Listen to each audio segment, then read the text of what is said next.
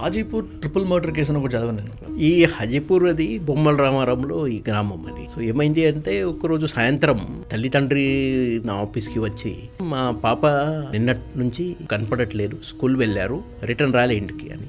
So ఒక గంట సేపులో మళ్ళీ సమాచారం వచ్చింది, ఈ హాజీపూర్ ఊరు బయట అక్కడ 2 బావిలు ఉన్నాయి, అక్కడ నీళ్లు లేవు, మాత్రం ఒక బావిలో ఈ అమ్మాయికి ఆ శవాన్ని దొరికినాయి. శవాన్ని దొరికినాయి, బహుశా రేపు కూడా అయింది అని. అక్కడ ఏమైనా ఇంకా దొరికితే అని చూడాలని వాళ్ళు ఇంకా తవ్విన తర్వాత ఇంకొక బాడీ దొరికింది అక్కడ అందులోనే.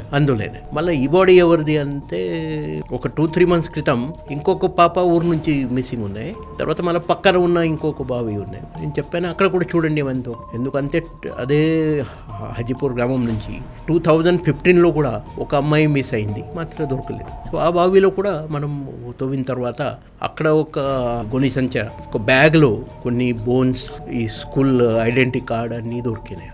ఇది ఇంకొక బావిలో పక్కన. సో నేను ఒకటి చెప్పాను అంటే నాకు 24 hours ఇవ్వండి పట్టుకోవడానికి, నేను పక్కా పట్టుకొని ఆయనకు డెత్ పెనల్టీ కూడా.